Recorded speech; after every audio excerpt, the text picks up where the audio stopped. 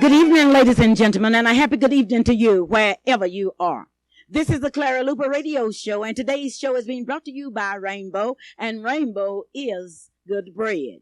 I would like to start my show today by thanking Calvin Luper, Lady Ruth Hunter, and Onita Brown for carrying on for me during the past weeks. Certainly, I would like to thank you, the most intelligent radio audience in the world, for the kind reception that you have shown toward them. And certainly, you made me feel really happy to return home to have so many telephone calls and letters from you saying that you missed me during the past weeks. Well, I'm back in Oklahoma to tell it just like I see it. The 4th annual open rodeo at Clearview Memorial Arena, located 1 mile east of Clearview, Oklahoma, will be July 27th and 28th at 8:30 p.m. There will be a big Western parade July the 28th beginning at 5 o'clock. Lineup starts at 4:30 at the community center. They have $1,000 in added money. And listen, here's how you can get some of that money. A prize will be awarded to the best dressed saddle club in uniform riding in the parade and grand entry. A trophy will be awarded to the club coming from the greatest distance.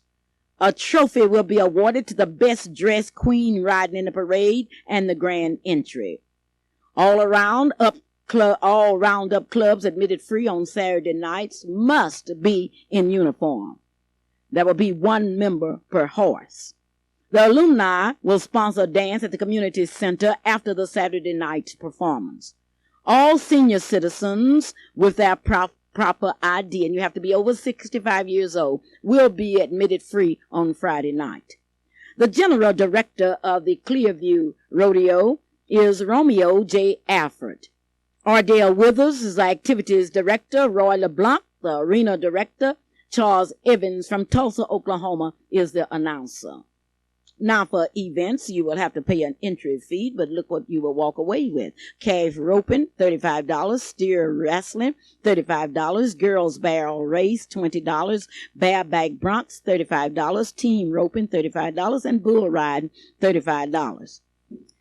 The admission will be $3 for adults, children 6 to 12, $2, and children under 6 free.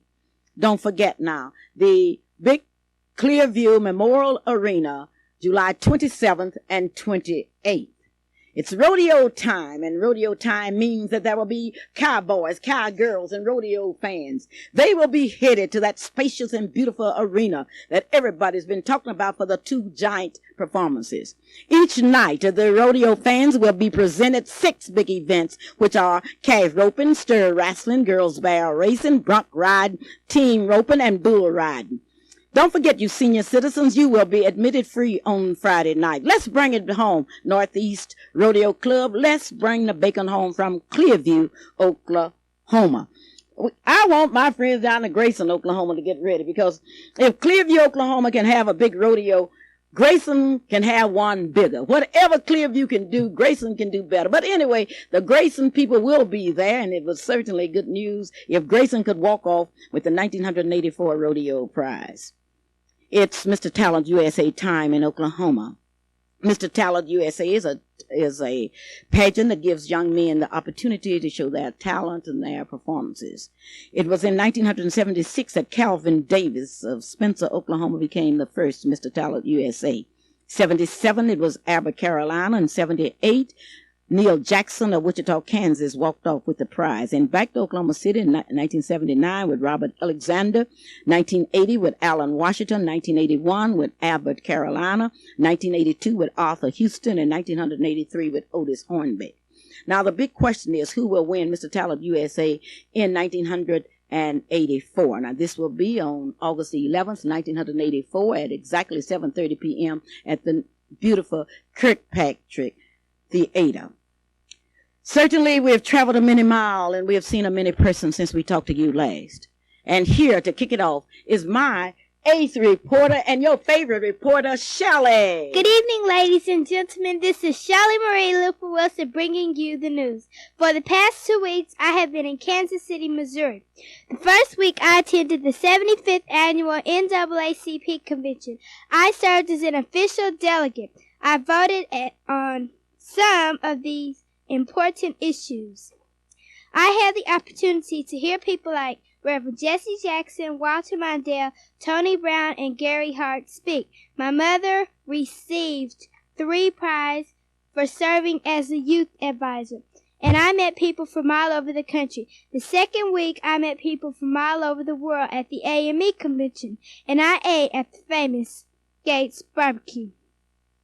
I stayed at the Radisson Meal Box. I had fun both weeks, but I'm so happy to be here in Oklahoma City. That was brought to you by Marilyn Hilger. Marilyn sells home insurance, life insurance, and car insurance.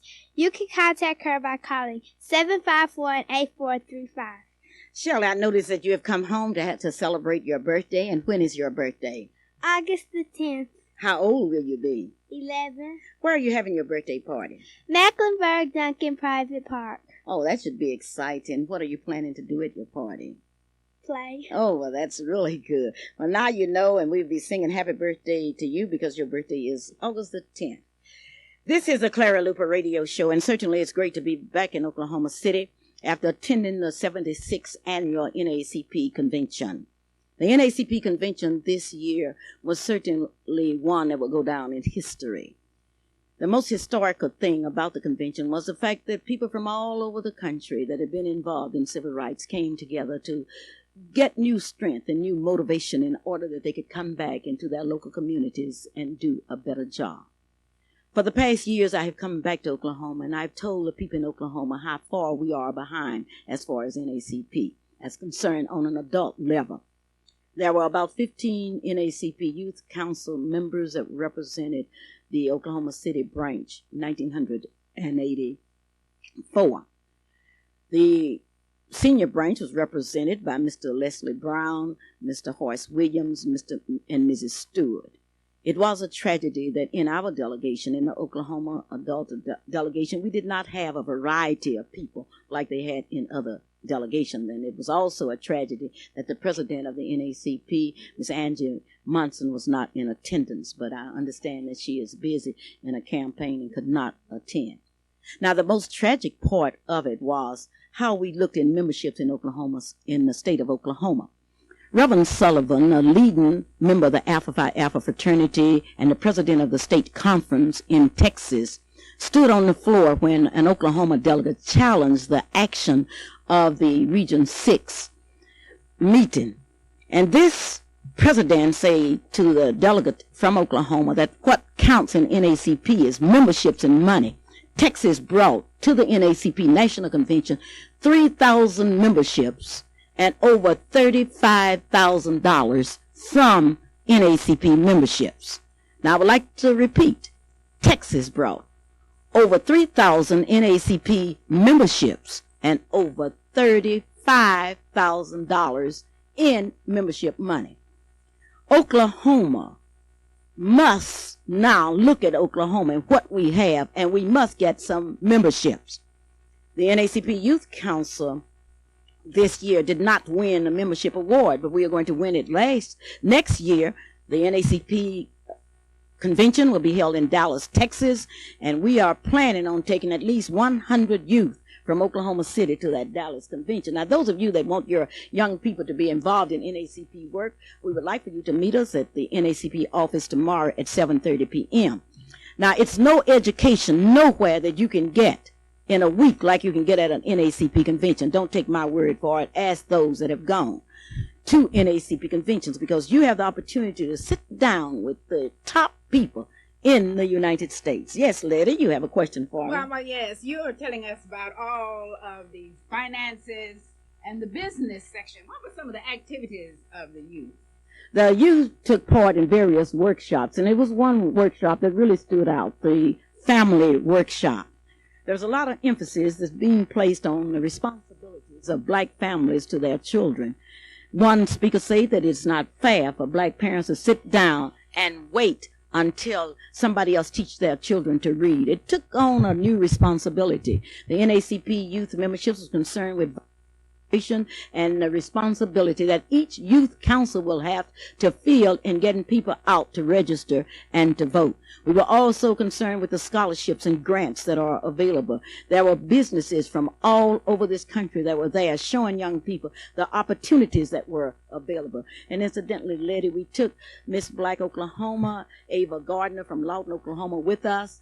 She really made a hit at the convention. She had the opportunity to sing on the Wednesday night's program when Dr. Benjamin Hook spoke, and the crowd just went wild. Not only that, she was invited to sit on the stage during the 1984 Youth Freedom Fund banquet. Shelley, you attended that banquet. How much was those tickets?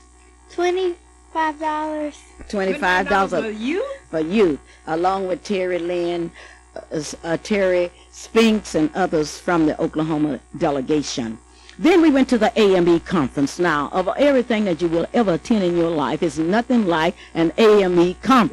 Now, Luper, what were you doing over there at the AME conference? Because that is the Methodist conference, and I know you weren't over there at the Methodist conference. I've been invited to the AME conference to show my book, Behold the Walls. And I would like to tell you that it's unbelievable how the AMEs bought my books. And not only that, the AME ministers from here and the delegates came to my booth and said, Clara, we're so proud that you are here. They only had 500 exhibitors in the convention center there in Kansas City.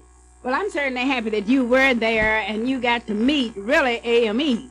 Because, you know, usually we talk about the AMEs, and you were on the other side of the fence. I didn't believe that you would be over there at the AME convention in Kansas City. But I'm happy that you were there, and I'm happy that you had the privilege to show your book, that you had a booth there to show your book. Because we are very, very liberal people. If someone have a product and it's worth seeing, we want to help them show it. So I'm happy that they gave you the privilege of getting a booth and coming to the AME convention. Not only that, Reverend Crutchfield from North Carolina, who had bought my book 4 years ago, who was one of the best advertising agents for my book that I have ever seen in my life. I just couldn't believe it. And was he at the convention? He was a delegate to the convention, and it was one thing that happened that really made us sad at the AME conference. The first day of the convention, Reverend Irvin, the pastor of the Avery Chapel AME Church, came to my booth and was explaining to me how happy he was that I was there, and he, just like he has done all of the time, actually said that Reverend Irvin said, Clara, I'm so happy that you are there, and I'm going to do everything that I can to help you. Well, what actually happened, the next day Reverend Irvin had a heart in Kansas City and was rushed to the St. Luke's Hospital, where he was placed in intensive care, and the doctors had said that he would have to be in intensive care for 10 days. Now, it has been reported that he is doing better, and I would like for all of you to know that he is now where? Well, my pastor reported that he was out of intensive care, but he must remain there for a few more days before he'll be able to travel and come home. Well, certainly I know you will join the Avery family and other AMEs in praying for the speedy recovery of Reverend Irvin. Lady, I want to ask you something. Now, I went to the AME and I worked for some of your bishops, and you elected 4 bishops, and I love those Africans who came and say, we're going to have to have a bishop from Africa. But I want to ask you a question. When will the 12th Episcopal District get a bishop? Mr. Nebraska, we do have a bishop, my pastor. No, I'm talking about a bishop from this district. Now, Mrs. Hunter, you know exactly what I'm talking about. When will you get one? Well, now, Mrs. Luper, we are going to finally get a bishop. Finally get a bishop. When? I'm sure we do. We have the quality of. No, I'm not talking about what you have. I'm not talking about what you have. But now, we can't determine that. You can't determine when you get one? No, we can't say it's going to be this year, next year. It's going to depend on the voting of the delegates and how this transaction is carried on. And really and truly, it's really like being a candidate for an office. You got to get out there and really campaign. Oh, they campaigned. Everybody was campaigning. You had 6 bishops, 6 candidates running from the 12th Episcopal District with 87 votes. Now, why is it that you AMEs in the 12th Episcopal District can't get together and come up with one? But we just don't know how to politic. But we're going to finally learn, because we have to kind of stay out in there and learn how to politic, what to do, and when to do, and where to do. So we're going to learn all of those, and we're going to come up with a bishop from the 12th. Well, I brought you and Esther Swain a tape back because I wanted you all to hear the parliamentary procedures that were going on. This is a Clara Luper radio show, and certainly this is a show that I want you to be sure and remember. I would like for you to remember it because Sir Charles Attila is making suits. He makes suits and alterations. He's located at 6225 Southeast 15th Street in Midwest City, Oklahoma. A person in your position wants to be well dressed for business or pleasure, but may not have time to shop for clothing. You never get a second chance to make that first expression. Sir Charles Attila has over 500 different fabrics for custom tailored suits, slacks, sport coats, and shirts. You should be aware of the unique service in which they offer unlimited designs through a choice of collars and pockets, cuffs, and other features. We will come to your home or office and let you select your choice. All you will have to do is to call 733-7600. That is Sir Charles the Tailor. So many of you have been calling me about the Democratic Convention and how I felt about it. I think it's commendable that the leaders of this country meet every 4 years in order to select that one person that will carry the Democratic banner. This was one of the greatest years in the history of this country. It was great because there were more people involved than ever in the history of this country. Now, so I think it was a great convention. The Democrats have selected their leaders. You want to know how I feel about the whole thing? How do I feel about having a woman on the ticket? I must say publicly that Mondale, as I see it, insulted every black woman in America. For example, he interviewed for the vice presidency white men, one black man, white women, and no black woman, which was certainly an insult. Jesse Jackson at the NAACP convention stated and read a long list of women that were qualified in government that he submitted to Mondale at the NAACP convention. But not one of these women was called in. However, we are happy that he selected a woman because we feel that it is time. But once again, I would like to repeat, and some of you grinning Democrats that come up to me and you ask me, how do I feel about a woman? I'm glad that he has a woman on the ticket, but certainly he saved something by not interviewing a black woman. He said to black women that I don't think you're quite ready for the presidency. But Mondale is a blank story if he feels that black women aren't ready. We are as ready as any other woman. Not only that, but we have women like Pat Harris, Barbara Jordan, and others that's better qualified than the woman that was accepted. I would like to give all of the stars to Jesse Jackson. Jesse Jackson became the voters' liberator. He formed, in spite of odds, a coalition and went to the convention and was heard. Now, what really got away with me at the convention?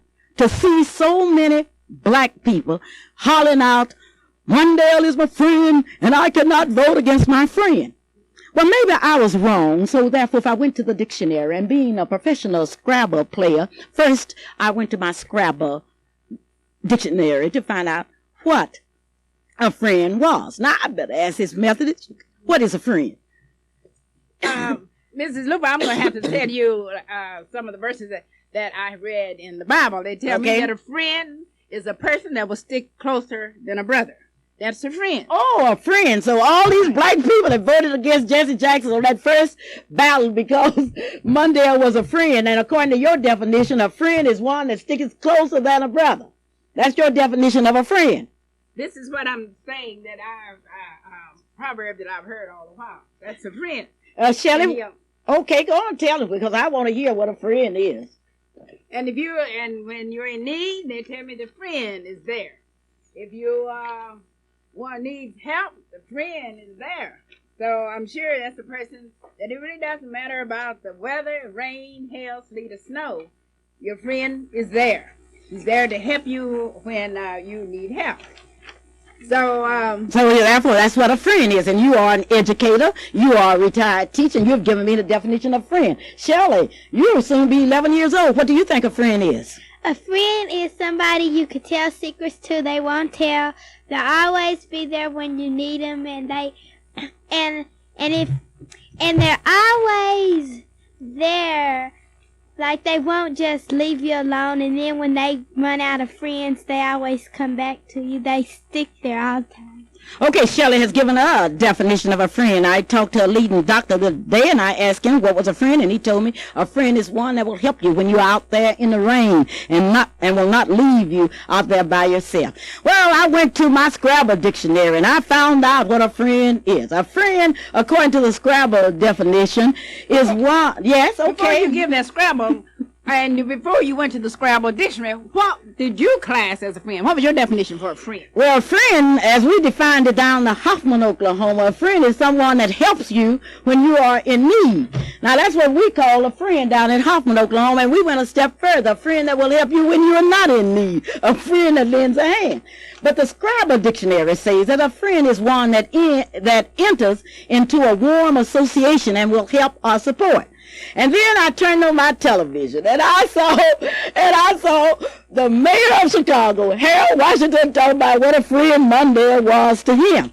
But I remember quite well during the Democratic primary for the mayor of Chicago, I remember there was Harold Washington, there was another guy by the name of Richard Daley Jr., and I remember Mondale flying into Chicago endorsing Richard Daley Jr. Did he endorse Harold Washington? No, but I hear Harold Washington talking about a friend. Now, I also heard some other leading blacks, one that's the mayor of Los Angeles, California, talking about his friend. But I wonder, was this the same man that ran for governor of California? Was it?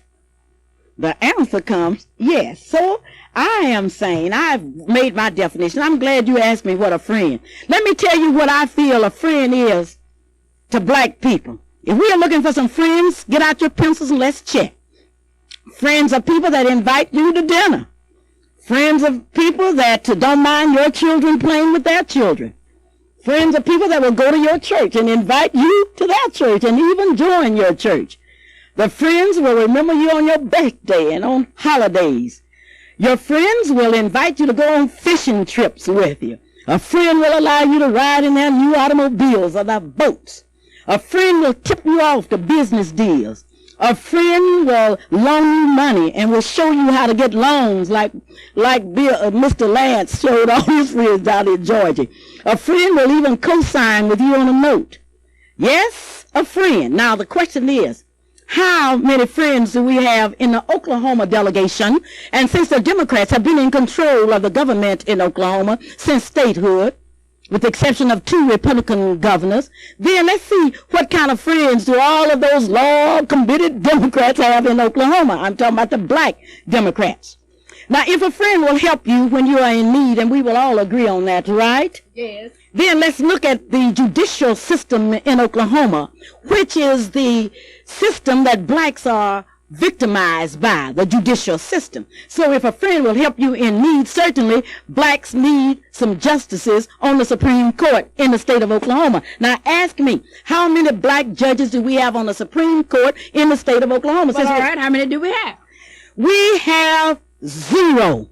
Now, all of my black friends talking about, I'm a friend of the Democrats. I'm a friend with Labor. I haven't heard anybody saying anything about getting a black on the state Supreme Court. The next question, how many blacks do we have on the Court of Appeals? Ask me, Letty. How many do we have? 0. Oh. Now, Governor Nye, and there are a lot of blacks running around here with his signs talking about what Governor Nye was going to do. Governor Nye has appointed at least 6 judges to the Court of Appeals, and ask me how many blacks has he appointed. How many blacks have your governor Nye appointed? That's my governor. How many has my governor appointed? 0 blacks. Oh. In Oklahoma, we have federal judges and black people are victimized and continue to be victims of the system. Ask me how many federal judges have been recommended to the President of the United States by the good old Democrats. Okay, how many have been represented by, how many federal judges? Federal judges. We have 0 federal judges. Now, these are the black people that got all these friends in the Democratic Party. The next is the associate district court judges, or the district court judges. Do you know how many district court judges we have in Oklahoma? I know we're going to have some district court judges. Now, how many associate district court judges do we have? Now, we have over 75 in Oklahoma, and Governor Nye has appointed 30. Ask me how many black judges, and I'm talking about district court judges, have Governor Nye appointed. Well, how many Governor Nye appointed? Since we have so many, I'm sure it must be some black ones in there. How many? He has appointed 30, and he has appointed 0 blacks. Out of 30? Out of 30. Now we have one black, Major Wilson of Oklahoma City, has been appointed as recommended as a special court judge by the judges, not by the governor. He has applied for an associate district judge, and we are going to see if Governor Nye will appoint him. Now, it was a judge who resigned recently, and there's a vacancy. So I want all eyes to go on Governor Nye and see how many Governor Nye will appoint. And I would like to remind you that we have in Oklahoma an associate district court judges, 0. Now we have the Court of Criminal Appeals. Now, Ms., before you leave that, since we have so many of them that's appointed, and you said there were 30. Now, maybe you reckon that's like the 12th getting the bishop? No, it's not like the 12th getting the bishop, because in the 12th, everyone has a chance. But here in this system, now let's look at the Court of Criminal Appeals. How many blacks do you think that we have in the Court of Criminal Appeals today? Surely we're going to have some someplace. So I'm going to say we have one. No, I'm going to say you're wrong. We have 0 judges in the Court of Criminal Appeals. Now, we have 4 federal courts. 3, I think, in Oklahoma. The Western, the Eastern, and the Northern. And guess how many blacks we have there? Now, Mrs. Luper, my guess is going to be right one time. Now, I'm going to say again, 1. No. How many? 0. Oh. Now, since your friends are Labor, since your friends are Democrats, then where are the Democrats? And we can go over this state. We can look at the county assessors. We can look at the county school districts and school superintendents. We can look, and you will see no blacks. How many black United States marshals? How many black federal court clerks? How many black federal court judges? How many bankruptcy judges? And we are all about bankrupt. How many federal bailiffs? None. Now, I want to put that in the ears, because Jesse Jackson was saying, let's get to the issues. The issues are that in the state of Oklahoma, where all these loyal blacks, I'm just loyal, I'm committed to my friends. Now, if you have a friend that will not appoint you as you or your people as Supreme Court justices, when you have people that are qualified, then I want you to get your dictionary and put a new meaning to friend is. A friend is one who gives me the opportunity to grin at a national convention,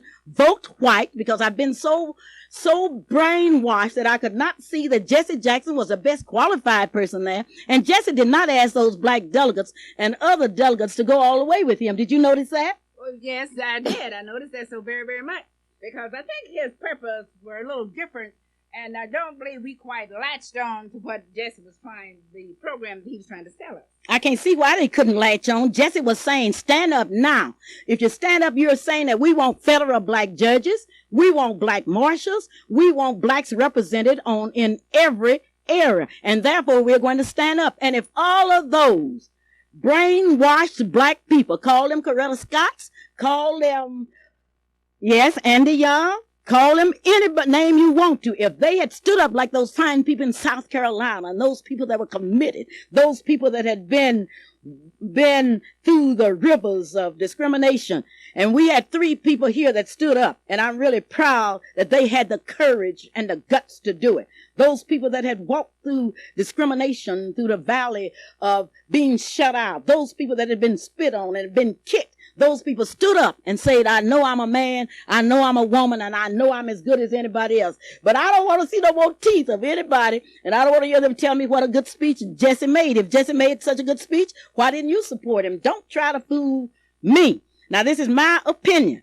Let's look at the football coaches throughout the state of Oklahoma. How many head ones do we have that's black except Langston University? How many? Tell me. I read about one that got drunk. Was he black? Did his picture appear on the front page? How many do we have? Since we got so many good white friends. Oh, my friends are white. I can't go against them, Miss Luper. They told me to vote for Mundell, and I got to vote for Mundell. I'm committed. The white man said he was committed. Committed to what? Well, Mom, I have a friend, and he's located at 2834 Northeast 23rd Street. That's the Tomlin and the Koran Fish Market. Every day from 8 a.m. to 11 p.m., my friend has available for you catfish, buffalo, red snapper, ocean perch, shrimp, lobster, crab legs, shark, whiting, frog legs, and the right ingredients to cook all of the above with. That's at Tomlin and Koran Fish Market. Not only my friend, but he wants to be your friend too. He's located at 2834 Northeast 23rd Street. Hey, and you can call and have your order ready when you get there. Now, this is fresh fish, and you may call 427-2674 and talk with Brother Koran there, and he will show you what a good deal a friend will give you. Well, my friends invite me to go swimming in that swimming pool. Now, all of you and all your white friends out there, I want you to call me here at KAZ and tell me what your friends are doing. One of the greatest disgraces that face this nation is in the area of media. The black people with all of their friends. Now, I want you to watch this because this is what Jesse Jackson's talking about. Watch the issues. How many dollars do you think that all our good white friends are going to spend with black newspapers and black radio stations? Now, I want you to figure it out.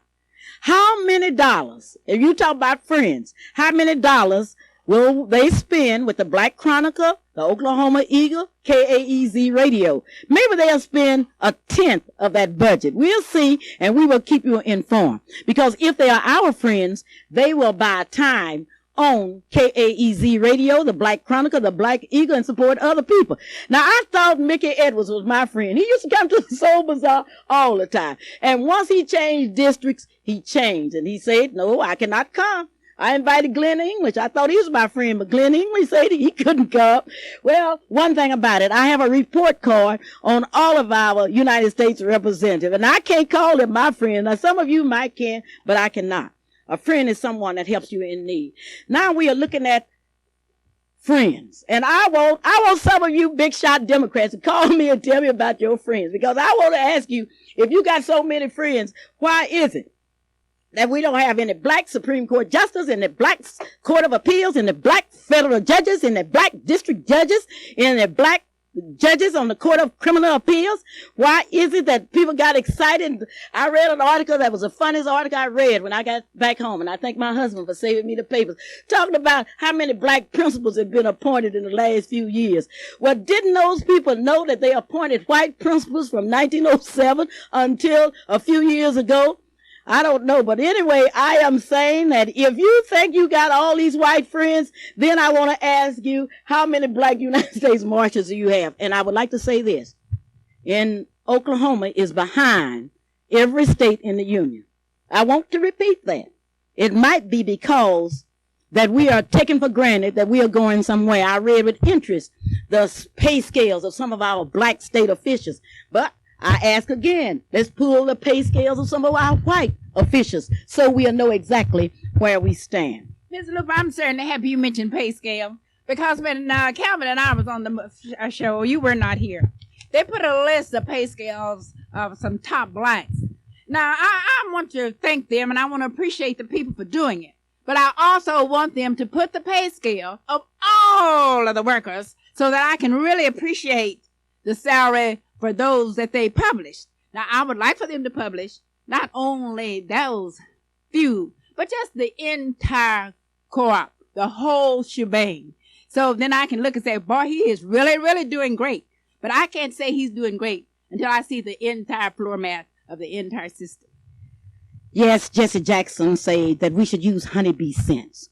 A honeybee will come and suck nectar from a flower, but he will leave pollen. For years, the Democrats and the Republicans, day has arrived in America when we will be classified and everything will be just the same. You are dreaming. Now, I've called your attention to some important issues in your state. Let us not say we can't do anything about them, because we can. It's no way in the world that the Democrats can win in 84 without black support. So since we have that eighth card, let's use it. Now, the first thing, when the honorable senators come over here talking about what they want, will you be sure and talk about federal judges? Talk about criminal courts of appeals. Talk about patronizing black businesses. Now, some people say, well, the reason I can't eat with black people on the east side because the places are too little. You're right. But why? Can't get the loans like other people. And I would like to see the big shots, and there's no big shot blacks. They all black. They all in the same boat. I would like to see you during the month of August. We are going to take a survey. We're going to invite you to come to the east side and eat and buy. Now, my white friends, I'm asking you to come to the east side and buy. And I mean buy something. Maybe it's not what you want, then send it to some of your other friends because they might need it. And I'm calling upon the people on the east side. The month of August is a month of rededication, and we would like for you to join us in cleaning up the east side. We'll have to do it ourselves. There are a lot of old cars out in the yard. We can do it. I want you to know that I'm home, and certainly I've been able to sit down with some of the best brains in the nation. I've been able to sit down with people from West Africa, East Africa, and South Africa. I have been able to exchange dreams and aspirations, and certainly I'm better educated than I was when I left. But now it's time for me to say goodbye to you, darling, and I really hate to say goodbye because Lady has to tell you about that Women's Day. We have a Women's Day program coming up on the second Sunday in August at First AME Church. That's 2307 North Glen Ellen Street. So if you don't have anything to do, come over to 2307 North Glen Ellen to our Men and Women's Day program. And if you want to really get in on a good program, come on in, because you're going to be surprised with our speaker. And I'm telling you who the guest speaker that morning will be. And you're going to really be surprised. Dear Jesse Jackson, thank you. Thank you for running for President of the United States. Thank you for standing up, and thank you for speaking out. Thank you for bringing the prisoners home, and thank you for bringing hope to all of us. And Jesse Jackson, many of us could not be in San Francisco to stand for you and to vote for you. But we want you to know that we appreciate what you have done. And to those of you, black, white, and rainbow colors that voted for Jesse Jackson, we would like to thank you. And to those of you that have not registered, this is what I want you to do for me immediately. I want you to register, and I want you to vote. I want you to ask questions about issues. And I need your support. In order for me to stay on the air, you're going to have to support me in my efforts. You're going to have to support Mr. Talent USA. You've got to buy some books from me. If you don't, I can't pay my bills, and I've got to pay my bills, and I certainly want you to help. Let me thank Lady Ruth, Calvin, and Onita again for what you have done for me. And I'm so happy to be home. And darlings in Oklahoma, I have hellos from all of your kin folks that I've seen across this country. And you don't know, I saw Gail Lovejoy, and Gail Lovejoy told me to say especially hello to all of you. And I'm going to do a special thing on some of your friends that are doing so well across country. Well, this week, I lost my cousin in Los Angeles, California, Sister Shepherd. Name was Vernice. She used to live in Okmulgee. Most of the family, Onita, Betty, and Pat, went to California to the funeral. I could not go. And I thank those of you that have sympathized with me.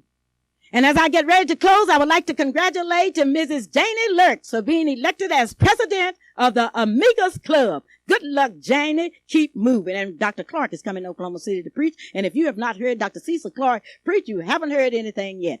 Clara Luper saying, wherever you are and whatever you do, just remember one thing. I do love you, and don't you be a historical zealous. Bye-bye. You've been listening to a Visit with Clara Luper radio program, Her Here on KAEZ, each Sunday between 6:30 and 7:30 p.m.